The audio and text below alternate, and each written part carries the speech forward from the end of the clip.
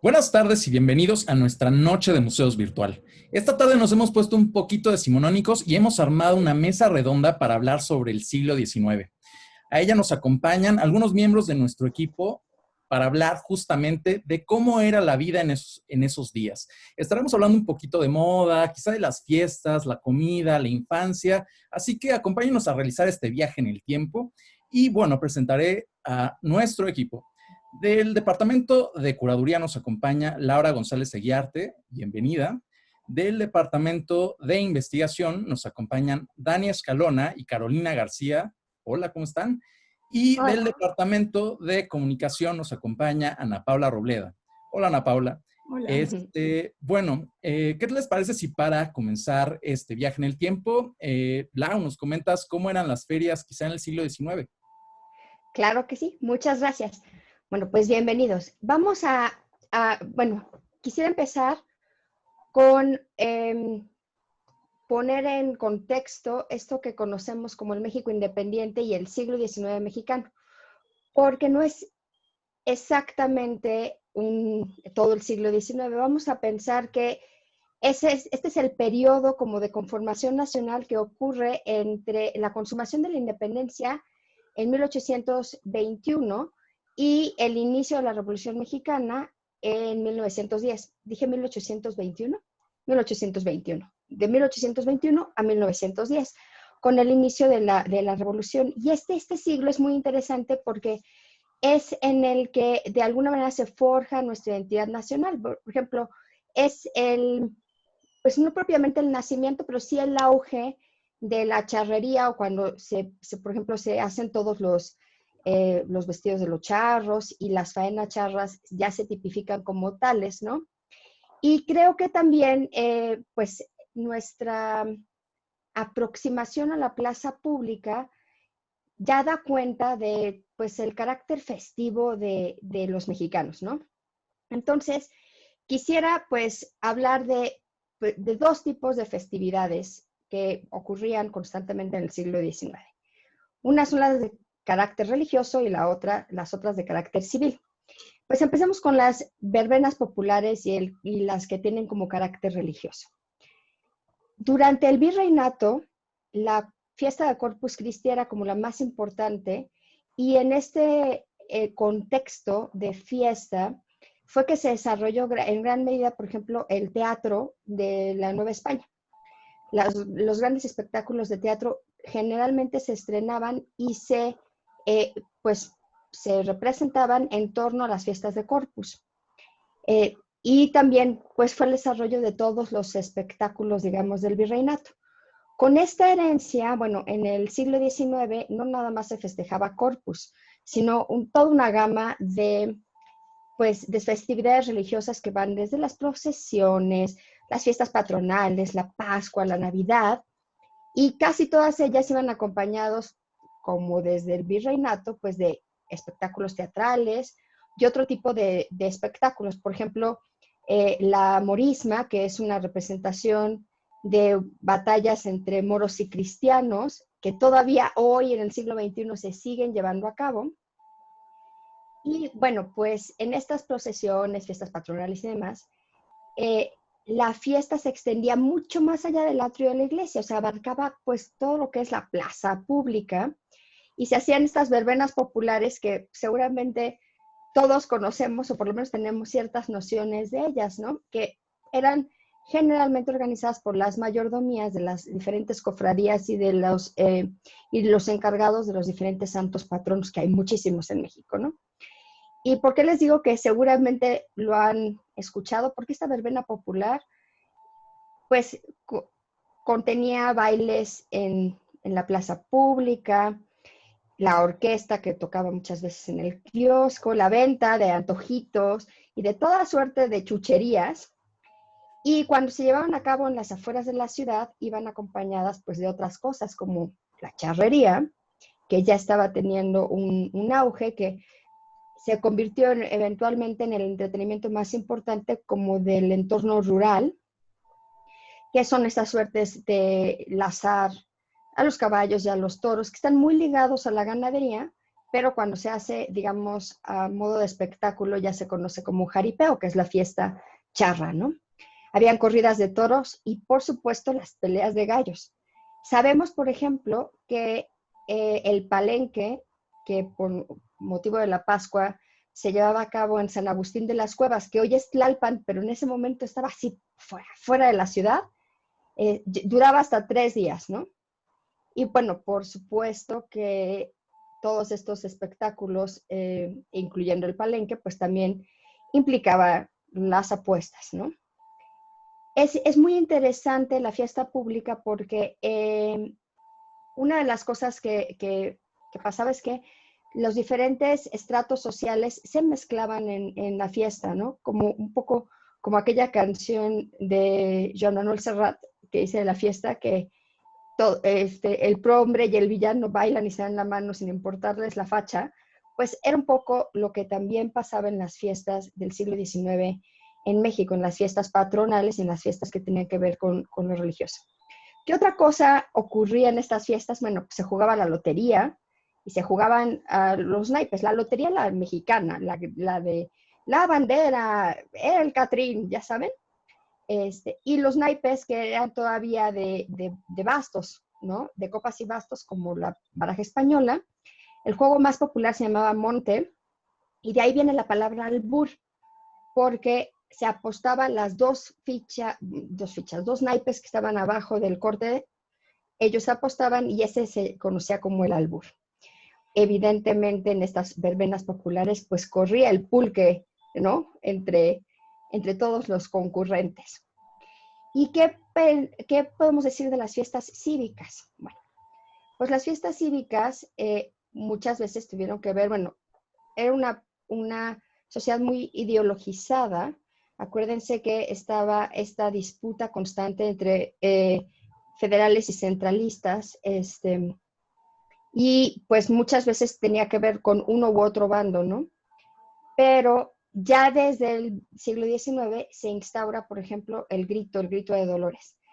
Una cosa que es importante mencionar es que en el siglo XIX, en los discursos públicos y en estas pues arengas públicas y los discursos, generalmente se celebraba mucho más las glorias de Iturbide que las de Hidalgo Morelos, ¿no? Esto es una de las cosas que cambian ya pues con el siglo XX. Bueno, pues el primer grito de Dolores lo celebró Ignacio López Rayón en 1812, o sea, 2 años después del original, y lo realizó en el edificio Chapitel de Huichapan, que es hoy Hidalgo. Y ya después, después de consumada la independencia, el primer presidente de México, Guadalupe Victoria, en 1824, es el primero que lleva a cabo esta ceremonia ya en el Palacio Nacional, ¿no? Y siempre ha ido acompañada de verbenas populares y demás. Uno de los datos curiosos en este sentido es que Porfirio Díaz no fue quien cambió la celebración, como se cree popularmente, al 15 de septiembre, sino que fue Santana, ¿no?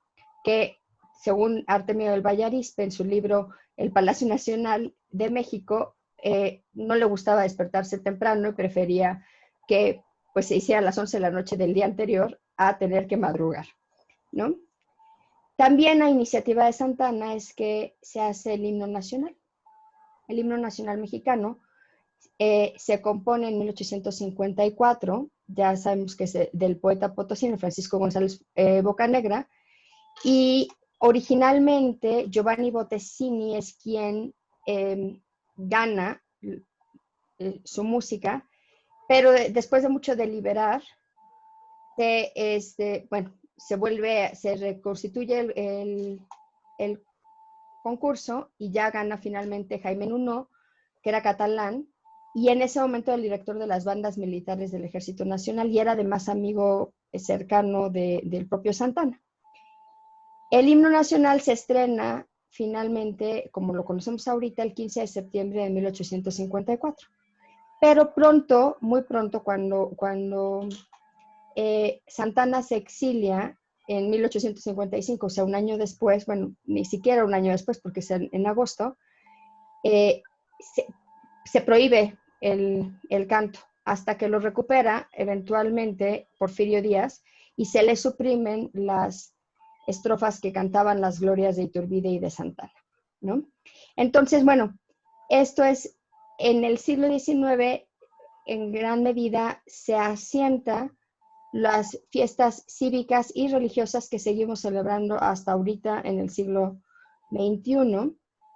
Y curiosamente, este gran siglo de fiestas, pues culmina con una gran fiesta, que es la fiesta del centenario de 1910, previo, por muy pocos semanas incluso, al estallido de la Revolución Mexicana.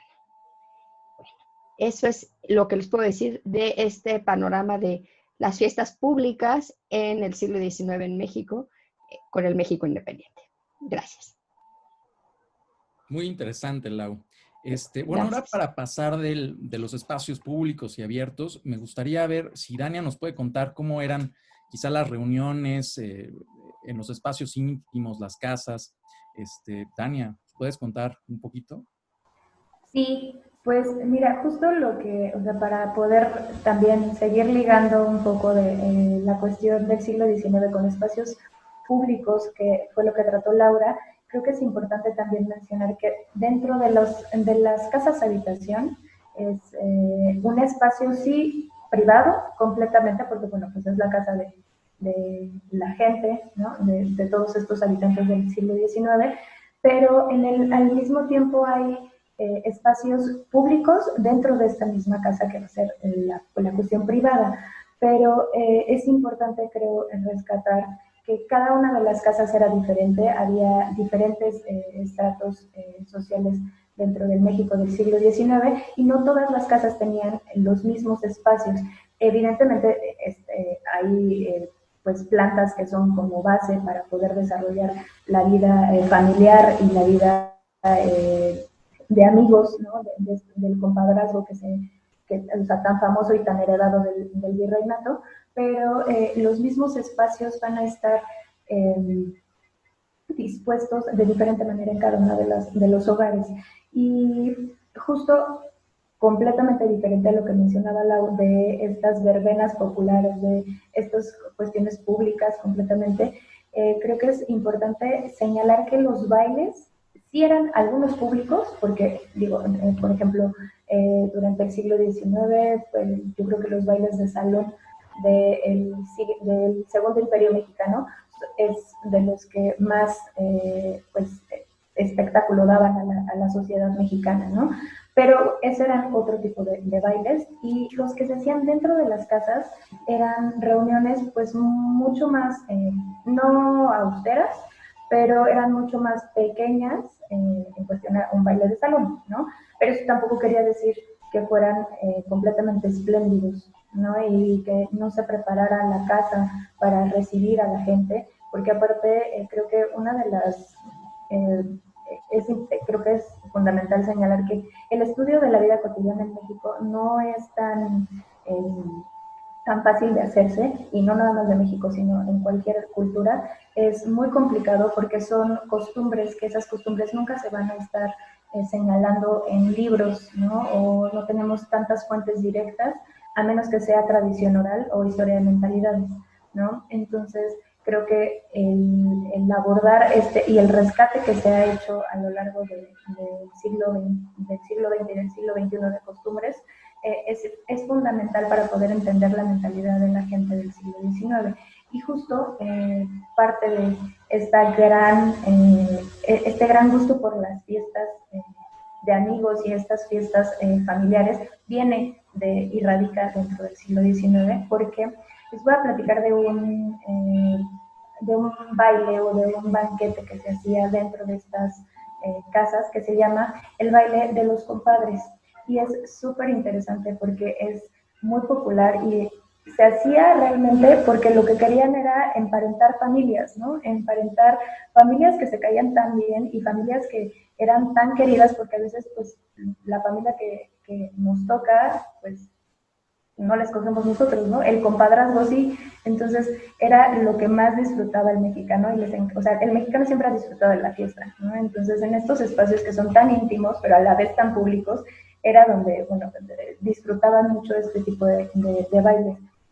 Era una reunión, primero se convocaba a reunión familiar, ¿no? Y reunión con los amigos, en donde se iba a hacer una especie como, pues, de volado, ¿no? De suerte, para poder barajear y para poder empezar a emparentar parejas de los jóvenes que iban a estar representando a las familias y que iban a estar, bueno, pues, en estos primeros bailes, ¿no?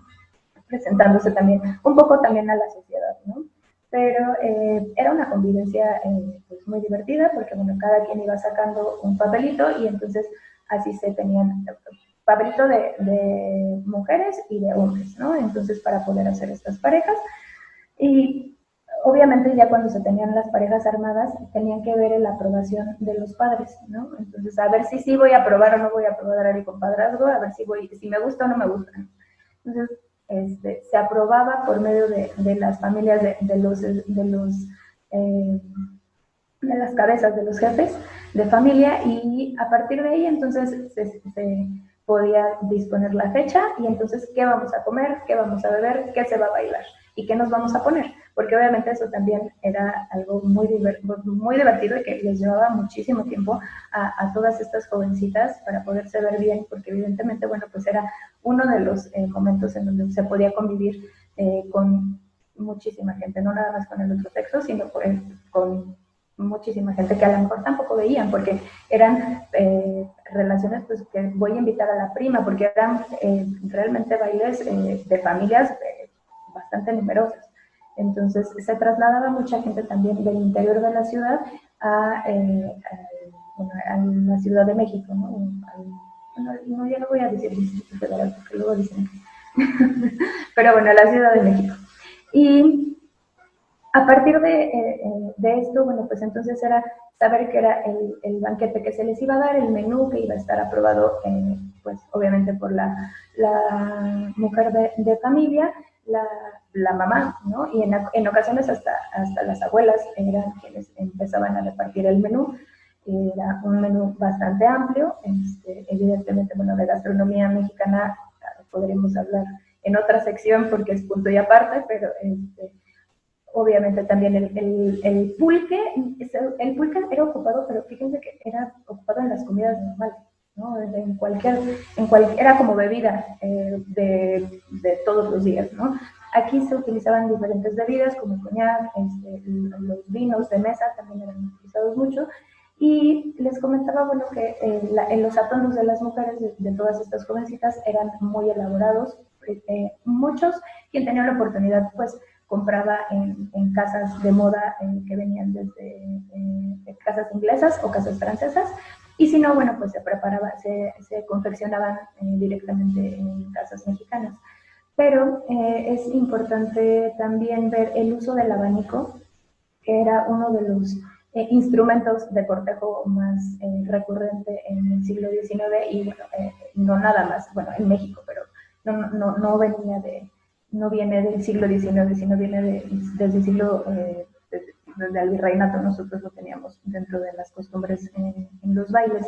Pero hay una publicación que es muy importante dentro del siglo XIX y el uso del abanico, que es en 1887, Montaner y Simón, que son esta imprenta que publica el uso del abanico, y se tenía diferentes maneras, ¿no?, de cómo se comunicaban entre unos y otros, y las jóvenes, la mujer tenía que apoyarlo sobre el pecho, lo apoyaba abierto, y eso quería decir que lo amaba, ¿no?, o que su corazón era completamente del hombre al quien estaba dirigiéndose.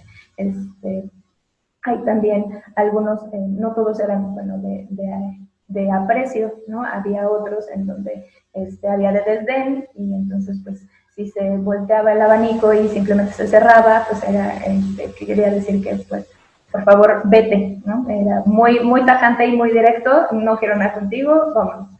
Entonces, creo que también es, pues, interesante, divertido, pero a la vez es parte de cómo nos conformamos, ¿no? Ahorita a lo mejor no utilizamos estos abanicos, utilizamos otro tipo de ademanes, que son muy simbólicos también para cortejo o para amistad nada más, ¿no? Pero creo que es importante ver cómo el siglo XIX sigue estando presente en nosotros, en el mexicano, y habrá algunos que nos guste más, algunos que nos guste menos, pero esa fiesta familiar y estas costumbres tan arraigadas que a veces no entendemos cuál es el sentido dentro de nuestra propia familia, pues viene de esta historia colectiva del siglo XIX tan divertida que tenemos. Sí, muy como de novela, sí, de Paino o algo así, ¿no? Pues que, del abanico al WhatsApp. Entonces, ahora, para pasar a otro espacio, quizá un poquito no tan íntimo, sino más público, como lo es la educación. Pues, Ana Pau, ¿qué nos puedes comentar sobre la educación y los niños, sobre ser niño en el siglo XIX? ¿Qué tanto ha cambiado? Bueno, antes que nada, pues bienvenidos a todos a Noche de Museos. Es una dinámica interesante esta de estar platicando el siglo XIX en el siglo XXI a partir de una videollamada en la que nos estamos juntando tantas personas de un mismo espacio. O sea, sin duda es algo bastante interesante y divertido.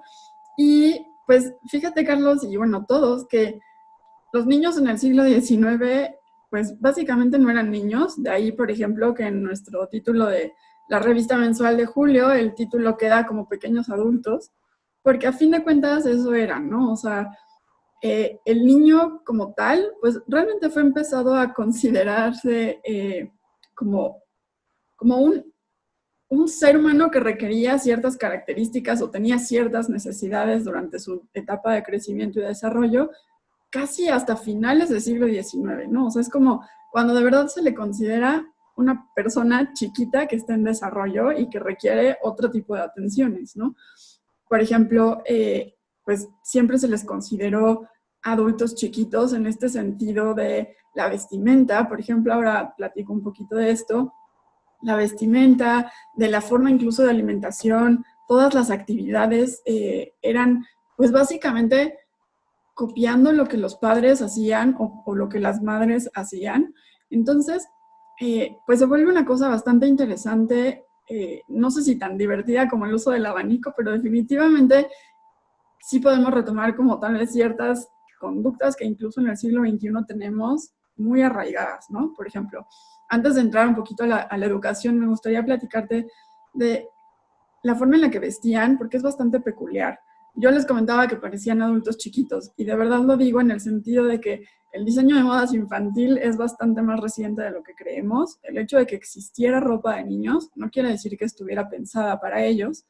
Y eso, por ejemplo, se puede ver bueno, en algunas investigaciones específicamente de las prendas.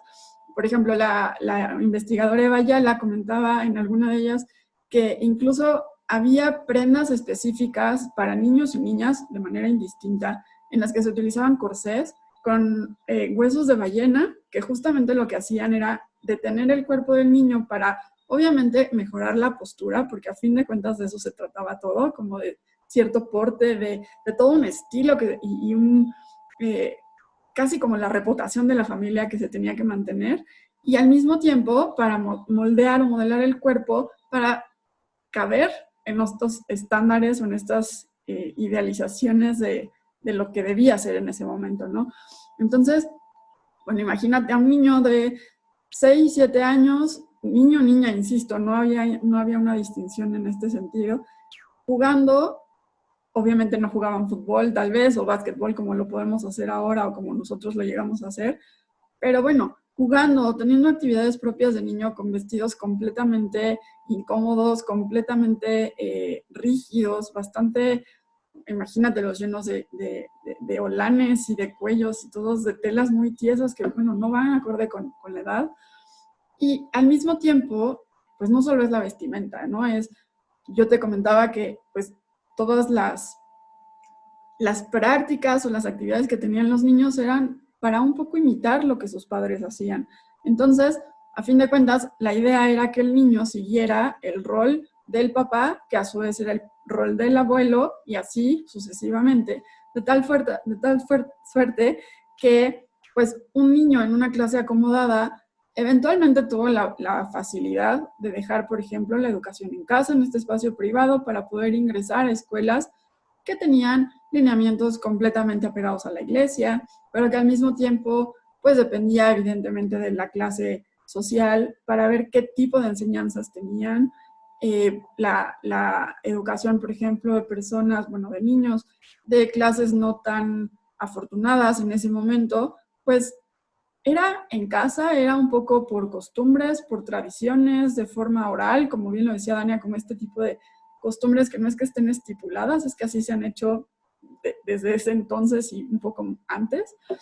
Pero imagínate que entonces, pues quienes no venían de una clase acomodada realmente aprendían sobre la marcha de la vida a partir del trabajo, ¿no? En las zonas rurales era muy común, y bueno, sigue siendo muy común encontrar niños que dieran prioridad al trabajo en el oficio familiar o al trabajo como igual al de sus padres antes que su educación, entonces aprendían lo mínimo indispensable para desarrollarlo. Y fue realmente poco a poco en el que empezaron a tener de alguna forma la misma posibilidad de ingresar a una educación, ¿no? No estoy diciendo que fuera rápido, tampoco estoy diciendo que fuera para todos, desafortunadamente en el siglo XXI seguimos con este problema y con otros problemas que vienen de ahí mismo, pero, por ejemplo, una de las soluciones que se encontró que venía de Europa era montar esta forma de aprendizaje, un sistema lancasteriano se llamaba, en el que en realidad especialmente se utilizó esto en escuelas de zonas rurales. Se montaban en espacios abiertos, no, ni siquiera puedo llamarlos salones, solo eran espacios abiertos, amplios, en los que se podían montar algo parecido a tablones muy largos, y ahí se juntaban todos los niños sin importar las edades ni su género. Todos los niños de forma igual se juntaban en este espacio, y evidentemente era un problema porque pues, las edades necesitan o exigen diferente tipo de conocimientos, de aprendizajes e incluso de estrategias. En ese momento esto no es viable, entonces lo que hacen, o la forma de solucionarlo, es que hay, imagínate, una persona, un maestro, que está a cargo de más o menos 200 niños, más o menos, y estos 200 niños se dividen en diferentes grupos, más o menos por edades, no necesariamente, pero más o menos así funcionaba. Lo estoy sintetizando muchísimo.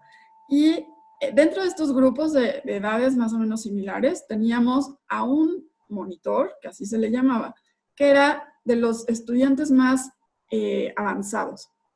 De tal suerte que este monitor se encargaba de monitorear justamente o de orientar a los más pequeños en cuanto a lectura, escritura y cuentas. Básicamente eso era lo que se enseñaba, no había posibilidad de lograr más. Y pues poco a poco era combinar esta educación grupal con monitores y pues el trabajo con la familia, ¿no? En la parte, por ejemplo, de las familias un poco más acomodadas, pues los roles sociales eran muy marcados. Los hijos seguían con lo que los padres trabajaran, aunque tuvieran un acceso a la escuela, a fin de cuentas seguían con esta tradición familiar. Y pues las niñas, como bien sabemos, siempre estuvieron relegadas a la cuestión doméstica, a las cuestiones culinarias, a atender. Incluso, por ejemplo, los alumnos pequeños en la milicia, pues eso, entraban a los campos de batalla, sobre todo en las clases menos afortunadas, y las niñas se encargaban de preparar los alimentos junto con sus madres para atender a todos los que estaban en batalla. Entonces, pues sí había una muy marcada distinción de géneros, distinción de actividades, a fin de cuentas, que seguimos viéndola tal vez un poquito menos hoy en día, pero no quiere decir que esté completamente erradicado esta costumbre, ¿no? Y a fin de cuentas, como bien lo decían Lau y Dania, pues se trata de costumbres, se trata de tradiciones, y claro, nos volvemos más conscientes ahora de estos pasos que hemos dado, y a lo mejor podemos tratar de corregirlos un poquito para lograr mejores condiciones, pero pues a fin de cuentas seguimos arrastrando un poco parte de esta cultura que a fin de cuentas es eso, ¿no? Desde entonces es la conformación de identidad nacional, y bueno, pues vamos, de acuerdo a la época, nos vamos adaptando todos. Pero pues básicamente eso, creo que en cuanto a educación era el seguir roles, el seguir el oficio familiar, y pues siempre ser tratados como adultos pequeños, ¿no? Incluso en las pinturas, ya lo veremos en otras ocasiones, los rostros de los niños son adultos, la cara de un adulto en un cuerpo chiquito, entonces se ven hasta deformes, es algo que no corresponde a lo que realmente pasaba. Y bueno, pues como tema educativo, me parece que es justamente este. Pues muchísimas gracias, Ana Pau. Supongo que ser niño en el siglo XIX debe haber sido una cosa muy complicada, ni para Un imaginar. poco incómodo. Sí, me imagino que sí. Pero bueno, para pasar a un tema también quizá relevante para el siglo XIX, pues la religión, ¿no? Caro nos va a hablar de religión porque en el siglo XIX, bueno, hubo un cambio importante. En la Constitución de 1857 se decretó que México iba a ser un estado laico, pero quizá esto no cambió en algunos espacios privados, ¿verdad, Caro? Cuéntanos. Pues sí, sí, el siglo XIX pues implicó un gran cambio, un reto para la fe católica, por decirlo de alguna manera, porque como bien mencionas, pues las leyes de reforma apuntaban por un cambio, por un estado laico, e incluso pues la misma población dividida como en estos bandos de liberales y conservadores, pues evidentemente de pronto pisar una iglesia se convirtió en una postura política, ¿no? No solo religiosa, sino que se identificaba con cierto bando. Aún así, pues creo que en esencia la fe siguió vigente, siguió siendo parte de la vida cotidiana, parte de la vida de las personas del siglo XIX, y pues bueno, los símbolos que permearon todo el periodo novohispano, pues se siguieron manteniendo. Por ejemplo, la Virgen de Guadalupe, que pues desde siglos atrás constituyó este gran símbolo que unió, por decirlo bajo su manto, a todas estas diferentes pues partes de la población, ¿no? A unió peninsulares, criollos, mestizos, indígenas, afrodescendientes y castas en general, pues era como este símbolo de unidad. Entonces, no por nada fue usado por Hidalgo para iniciar la independencia, ¿no? En su estandarte, y durante el siglo XIX se mantuvo esa veneración por la Virgen de Guadalupe, al lado de pues otras advocaciones marianas y de otros santos. De pronto, la fe privada, o sea, la fe que se podía manifestar en privado, pues tenía como mayor libertad, ¿no? Si bien, pues como decías, con estas limitaciones al culto público, pues de pronto era la casa, el espacio donde la gente podía, ahora sí que, pues hacer uso de su fe como mejor le viniera, ¿no? En cuenta. Entonces, pues en los oratorios que había en las casas, pues ahí es donde se practicaban pues algunos rituales domésticos, por decirlo así, unas prácticas religiosas relacionadas pues con la Virgen de Guadalupe, con otras advocaciones como la Inmaculada Concepción, la Virgen del Refugio y otros santos. Y pues bueno, hay que nada más hacer una precisión que para la fe católica la adoración o latría se rinde solo a Dios, solo a Dios representado en tres personas, que son el Padre, el Hijo y el Espíritu Santo, y a los santos se les rinde una veneración o dulía, que no es una adoración propiamente, sino justamente es el reconocer que son pues personajes importantes que siguieron un camino de santidad y que son ejemplo a seguir. Y pueden interceder de alguna manera pues con Dios. Entonces, justo esta intercesión de los santos con Dios pues era una devoción que desde el siglo XVIII se manifestaba y que continuó muy presente en el siglo XIX a través de novenas. ¿Qué son las novenas? Pues son una serie de prácticas devocionales que implican un cuadernillo donde se leen distintas oraciones, pasajes bíblicos, reflexiones, que van a ser, digamos que van a servir de puente entre las personas con los santos o con la Virgen. Estas novenas pues fueron muy populares en el siglo XIX. Incluso las editoriales a veces sobrevivían de imprimir este tipo de cuadernillos porque se vendían más que los propios libros. O sea, sí, era como muy fuerte la religiosidad del pueblo mexicano. Y pues en estas novenas venía explicado, digamos, como las instrucciones a seguir para poder lograr ya sea favores o agradecer por ciertas cosas, ganar indulgencias, que también era otra de los objetivos, y también se rezaban mucho durante pues, los periodos de luto o cuando fallecía alguien, se rezaban estas novenas que pues eran justamente 9 días de oraciones que se llevaban a cabo ya sea individualmente o en grupo. Entonces, para cada santo, digamos que había una novena especial y estas pues se rezaban para, eh, digamos, pues para obtener algo muy preciso de cada uno. Entonces, por ejemplo, tenemos a San Isidro Labrador, a quien se le pedía que quitara la lluvia y pusiera el sol, es como hasta la frase.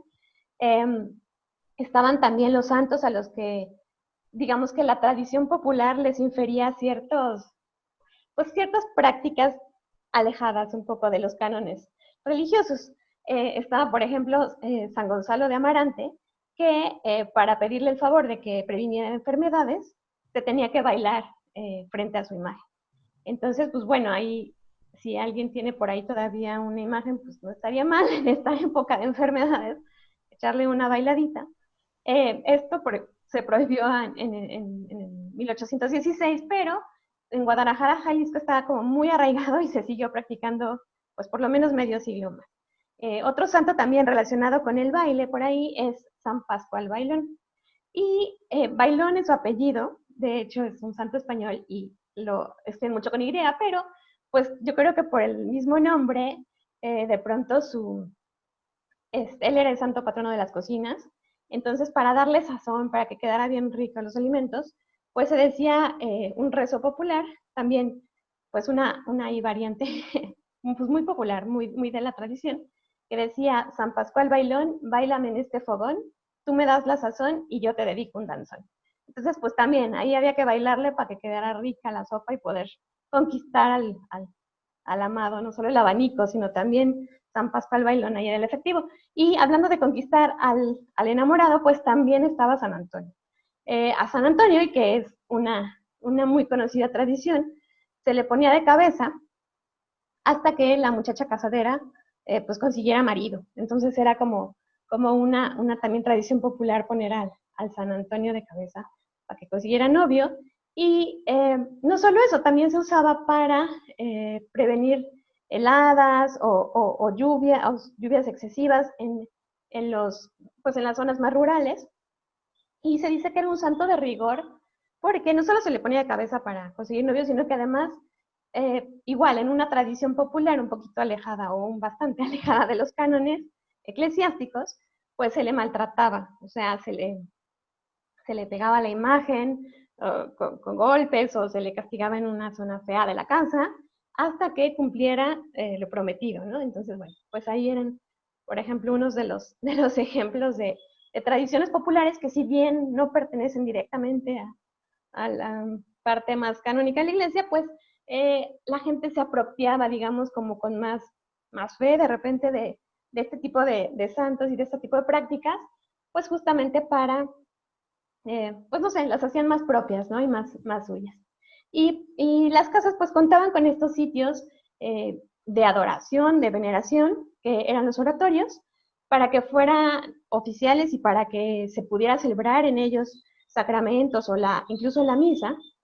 Se tenía que contar con un permiso especial del obispo, el cual, pues bueno, era dado después de una investigación muy amplia en la que tenían que hablar con testigos que conocían a la familia o con vecinos, tenían que ir a hacer una inspección del oratorio y ver que las imágenes fueran perfectamente acordes con los cánones religiosos, también ver que el espacio no se ocupara para nada más, o sea, que no fuera como que, ahí es la mitad de la sala y la mitad del oratorio, no, era un espacio específicamente dedicado a, pues, practicar este tipo de oraciones. Y pues bueno, si se cumplían todos los requisitos, se otorgaba el permiso y se podían celebrar ahí algunos sacramentos y la Santa Misa. Además, pues bueno, otra práctica muy común durante todo el siglo XIX y que también fue muy importante era el rosario. Se rezaba todas las tardes, sin excepción. La familia se reunía para rezarlo y pues bueno, finalizaban con un rico chocolate. Al terminar la oración, pues bueno, se tomaban su chocolatito para recompensarse de ser tan devotos. Y pues bueno, esa es una probadita de cómo eran más o menos las devociones populares durante el siglo XIX en la parte privada, que pues eran los hogares ya de la parte pública. Pues más o menos nos contó el Lau cómo eran estas verbenas y otro tipo de prácticas. Estas son como las más íntimas, las más, pues sí, cercanas, donde había pues la libertad de poder explorar estos prácticas y devociones populares. Y pues sería todo. Muchas gracias. Muchas gracias, Caro. Sin duda pondremos a San Pascual Bailón para que nos salga bien la Para que sopa. te quede rico. Sí, ahí de consejo para todos los que nos están viendo. Pues bueno, como en toda conversación hemos llegado quizá a esta parte del intercambio de ideas. Y bueno, qué mejor idea, qué mejor forma de hacerlo como iniciamos esta conversación con Laura, que nos habló justo de las fiestas y verbenas. Y qué antojo de comerse ahorita unos antojitos con este medio frío. ¡Ay, unos buñuelos! Bueno, me gustaría preguntarte, bueno, nos hablaste justo de las fiestas. Vamos a vivir un 15 de septiembre muy especial, quizá por la situación o el contexto en el que estamos actualmente. Sí. Quizá no va a ser el grito igual al de hace unos años, no sabemos, pero me gustaría saber cómo es que estas fiestas, que no es la única que celebramos en el país, nos han ayudado a forjar identidad. Bueno,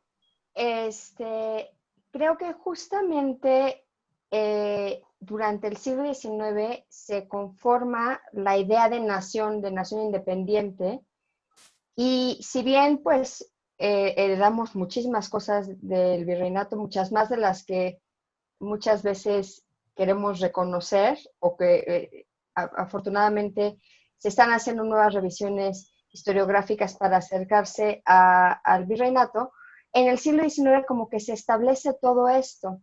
Ahora es muy interesante, por ejemplo, el cambio de óptica, porque en el siglo XIX se celebraba mucho más la figura de Iturbide como quien consuma la independencia, y es hasta pues el porfiriato y principios del siglo XX que Hidalgo adquiere esta relevancia, ¿no? Si bien el grito siempre ha estado ahí, les decía yo que el primer grito, digamos, desde Palacio Nacional fue con Guadalupe Victoria en 1824, y siempre ha ido acompañada como de la verbena popular, que seguramente es de lo que vamos a adolecer en este 2020.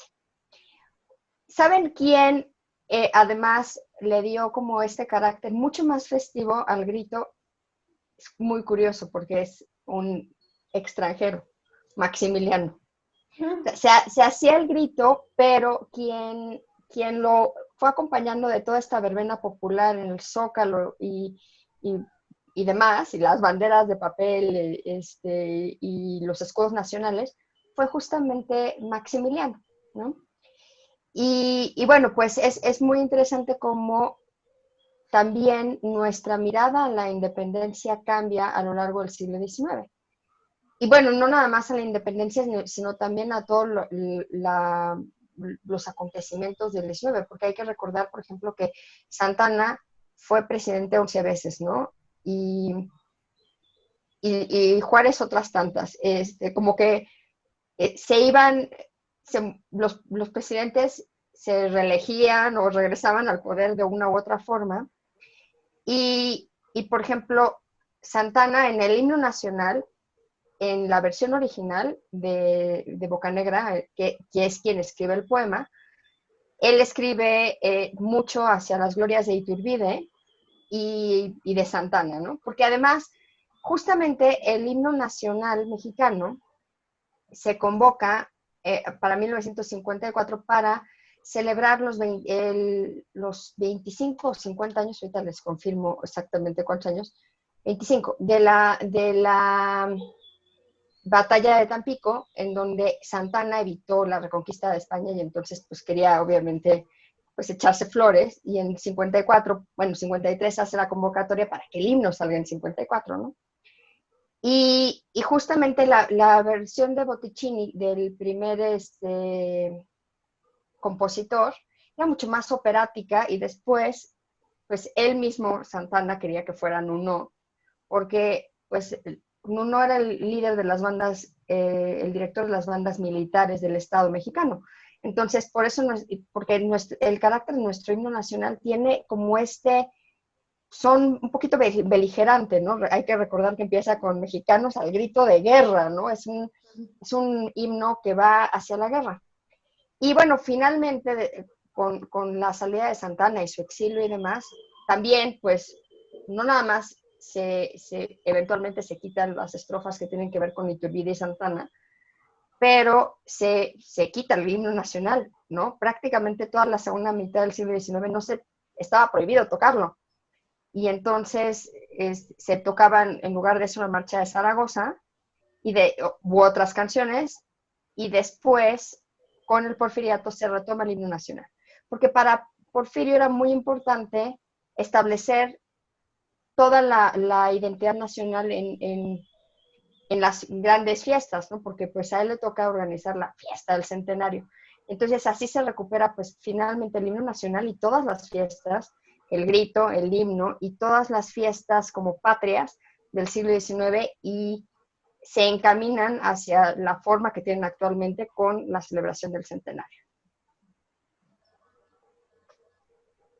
Pues muchas gracias, Lau.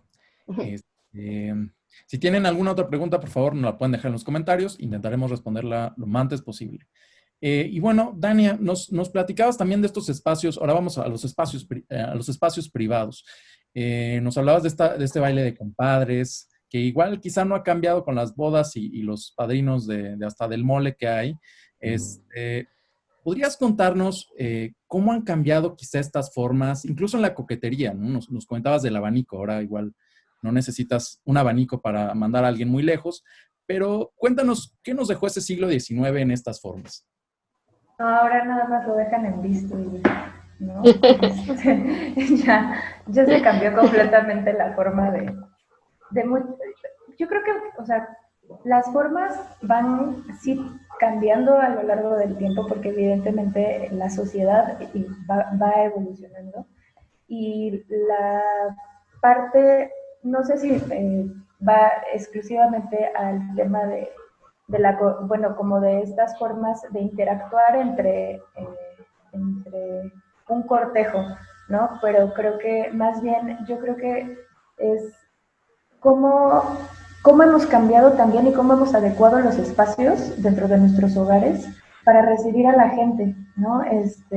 Obviamente ya hay algunas casas que no cuentan con el recibidor y después tampoco cuentan con un comedor mucho más grande, ¿no? Hay veces que actualmente, bueno, las plantas de las casas ¿no? Son muy reducidas y la sala se convierte en recibidor, en comedor y en desayunador y en el espacio donde las niñas estudian, en donde pasan muchísimas cosas, ¿no? Y también la cocina, ¿no? Porque finalmente la cocina es un espacio en donde toda la familia entra, ¿no? Antes se comía, se cocinaba y se educaba dentro de la propia cocina, ¿no? Son espacios que se han ido reconformando y que han avanzado igual, o sea, a lo largo del siglo XIX, y lo tenemos como muy arraigado, ¿no? No nada más la forma de cómo interactuábamos en sociedad, sino también son formas internas que prevalecen dentro de la familia y dentro de la sociedad y que las vas traspolando, ¿no? El uso del abanico es algo que creo que, bueno, gusta mucho, ¿no? Porque finalmente no lo ocupamos ya, es algo que hasta a veces lo podemos considerar un poco exótico, este tipo de usos, que si me lo apoyaba y entonces decía que todo mi corazón era para la otra persona, algo muy romántico, algo claro, pues a la gente le gusta, ¿no? Claro. A la gente le gusta y le llama la atención porque a veces se han perdido esas formas, ¿no? Entonces, esas formas ya no son actualmente las que nosotros utilizamos o las que nos hubieran gustado que utilizaran con nosotros, ¿no? Simplemente, pues, como tú lo dijiste hace rato, o sea, un WhatsApp, Instagram, ¿no? Ya tus reacciones en Instagram es como empiezas a coquetear, ¿no? O sea, ya es como algo tan raro y tan complejo de poderlo analizar, y hay que analizarlo, ¿no? Porque creo que ese es el trabajo del historiador, también hay que empezar a analizar este tipo de situaciones que a veces uno ni siquiera se puede explicar, ¿no?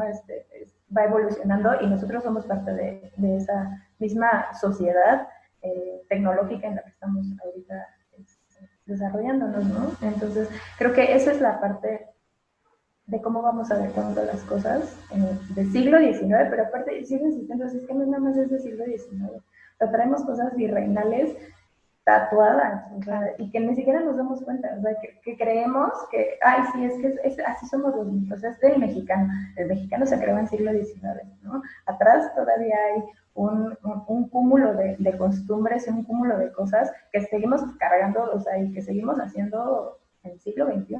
Y qué padre, porque muchas culturas no lo pueden tener, no lo han podido tampoco desarrollar porque han sido a lo mejor coartadas por muchas guerras, por muchas cosas a niveles ya a niveles históricos, ¿no? Nosotros hemos tenido una historia muy limpia. Habrá quienes les guste el término de el desarrollo de la conquista y habrá y también herencias mesoamericanas que tenemos, ¿no? Es algo que somos un conjunto. Entonces creo que toda esta parte del siglo XIX y de cómo transformamos ambientes íntimos y privados en muchas cosas, o sea, como más personales, ¿no? Como Carol nos refería de los oratorios, o sea, no es que la gente hiciera dentro de sus casas, pues, cultos diferentes, simplemente tenían una práctica mucho más personal con ciertas devociones o con ciertos santos que eran a lo mejor hasta santos patronos de familias, ¿no? Entonces, creo que eso es lo que creo que rescataría un poquito más. Ana Pau, justo hablábamos de los espacios y bueno, ahora los espacios educativos quizás estén en casa. ¿Qué nos ha dejado el siglo XIX en términos pedagógicos para el siglo XXI? Pues mira, es una muy buena pregunta. La educación, como todo en esta vida, va cambiando y se va adaptando a...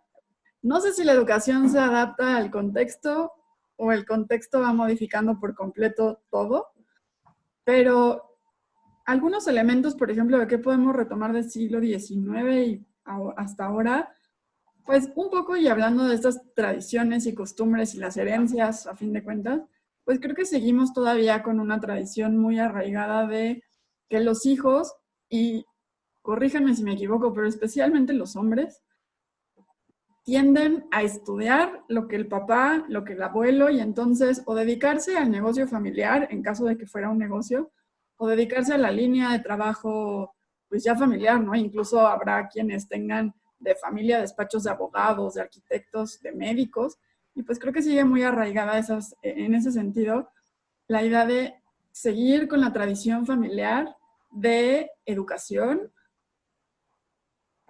Y hay dos cosas, ¿no? Como en educación, yo estudié en la escuela fulanita cuando era chiquita y entonces mis hijos estudiaron ahí y entonces seguro mis nietos van a estudiar por allá también, por un lado. Y por otro, pues esto que comentaba, ¿no? O sea, mi abuelo es médico, entonces mi papá es médico y pues yo soy médico y pues mis hijos van a ser médicos. Entonces, en ese sentido, creo que es una de las herencias que le debemos al siglo XIX en cuanto a seguir con lo familiar. No sé si la parte de roles, evidentemente ya también lo comentaba, pues sigue marcada con algunos aspectos y creo que mucho es de manera inconsciente, pero básicamente creo que es eso, ¿no? Como toda la parte de, toda la idea de trabajar y demás, creo que en ese sentido, bueno, más allá de que se hizo por constitución no viable, pues sí se trata de no llevar a cabo, ¿no? Que los niños no trabajen en la medida de lo posible. Habrá sectores en los que sea imposible y no por ello quiero decir que esté bien, ¿no? Pero bueno, será otra forma de vida en la que así se van acomodando las cosas. Pero en esencia creo que pues eso, la educación ha tenido mucho más importancia, ha cobrado mucho más importancia en cuanto a la formación del niño como niño para llegar a ser un adulto y no la formación de un niño, de un adulto chiquito para seguir solo con el rol, ¿no? Creo que eso, tanto cosas que le heredamos como cosas que hemos cambiado constantemente del siglo XIX, pueden ser esas dos. Pues muchísimas gracias, Ana Pau. Caro, hablábamos de religión. Cuéntanos o sea, ¿cómo han cambiado quizás estos espacios que antes había en casa? Digo, hay mucha gente que sigue teniendo pequeños altares, pero ¿cómo ha cambiado quizá a 200 años del siglo XIX? Sí, pues creo que espacialmente ha cambiado bastante. Eh, ya no es tan común quizá tener como estos grandes oratorios que eran espacios específicamente dedicados a esto, eh, sino que se han incorporado pues a lo mejor a lugares un poco menos, que ocupan menos espacio. También creo que se debe a que cada vez las casas son más pequeñas. En el siglo XIX, pues bueno, incluso las clases medias pues contaban con espacios muy amplios para la vida cotidiana, para llevar a cabo pues su casa habitación, ¿no? O sea, estas plantas de alcayata o en forma de C que, bueno, ocupaban patios y varios salones, entonces tenían como más espacio. Cada vez nuestros espacios arquitectónicos pues son más pequeños y se tienen que aprovechar de distinta forma. Eh, Creo que, no sé, contadas serán las casas que ya tienen como un oratorio específico, pero como bien lo mencionas, pues no falta la imagen, no falta el crucifijo, no falta estas representaciones que todavía son muy importantes en las casas mexicanas de la Virgen de Guadalupe, eh, tener como un pequeño, a lo mejor, escultura de algún santo o algo así. O sea, los altares tal vez son más pequeños, pero bueno, de que siguen existiendo, pues ahí siguen. Y bueno, creo que también en el siglo XX, que surgieron todas esta época de calendarios con imprentas como Galas de México, de la cual tenemos como varios ejemplos en la colección de Museo Sumaya, pues también transformaron estos oratorios. Entonces se utilizaban estas imágenes religiosas que venían con los calendarios de diferentes comercios o de diferentes marcas, pues también se convirtieron en esta especie de galerías religiosas en los hogares, ¿no? También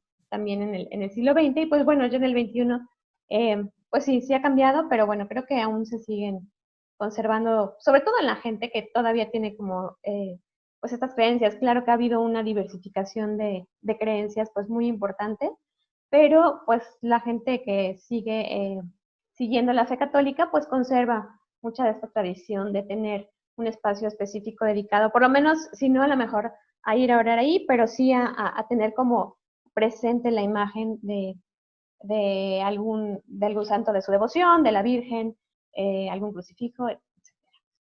Uh-huh. Y pues bueno. Pues, pues ya podemos darle vuelta a los santos en el teléfono y bueno, como lo hablabas de calendarios, el tiempo nos ha comido y bueno, agradecemos a todos habernos acompañado en esta noche de museos. Esperamos que sigan disfrutando de las actividades. Dejaremos el enlace arriba de nuestra revista mensual para que la puedan hojear y agradezco a nuestras acompañantes. Muchísimas gracias, Ana Pau, Carolina, Laura y Dania por habernos acompañado y a ustedes por llegar hasta acá en este video. Mi nombre es Carlos Reina y esperamos verlos pronto. Muchas gracias. Muchas gracias a todos. Muchas gracias. Hasta luego.